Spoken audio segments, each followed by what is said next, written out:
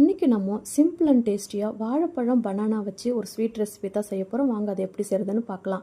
ஒரு பாத்திரத்தில் 2 ஸ்பூன் நெய் சேர்த்துட்டு ஒரு கேரட்டுவை நல்லா துருக்கி வதக்கி எடுத்துக்கோங்க. இப்போ அதில் 200 ml தேங்காய் பால் சேர்த்துக்கோங்க. நல்லா கெட்டியான தேங்காய் பால் எடுத்து சேர்த்துக்கோங்க. இது நல்லா கலந்து விடுங்க.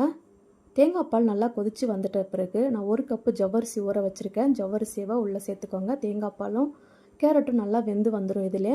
இப்போ இதில் வாசனைக்காக கொஞ்சமாக ஏலக்காய் பொடி, 3/4 கப்பு சுகர் சேர்த்துக்கோங்க. நீங்கள் ஸ்வீட் ஜாஸ்தி சாப்பிட்றதா இருந்தால் 1 கப்பு கூட சேர்த்துக்கோங்க. இப்போ இது நல்லா மிக்ஸ் ஆகி வரட்டும். இப்போ இதை எடுத்து அப்படியே ஆற வச்சுருங்க. இது நல்லா ஆறி வரட்டும். இப்போ ஒரு வாழைப்பழத்தை எடுத்து நல்லா பொடிசாக குட்டி குட்டியாக கட் பண்ணி எடுத்துக்கோங்க. இப்போ கட் பண்ண வாழைப்பழத்தை உள்ளே சேர்த்துக்கோங்க. உங்கள்கிட்ட எந்த நட்ஸ் இருக்கோ அதையும் சேர்த்துக்கோங்க. சேர்த்து விட்டு நல்லா மிக்ஸ் பண்ணி கொடுத்து ஒரு பவுலில் மாற்றி வச்சுருங்க. அவ்வளோதாங்க, சூப்பரான கேரட் பனானா ஸ்வீட் ரெடி பண்ணியாச்சு. குழந்தைங்க ரொம்ப குஷியாக சாப்பிடுவாங்க. இதே போல் நீங்களும் செஞ்சு கொடுங்க. தேங்க்யூ.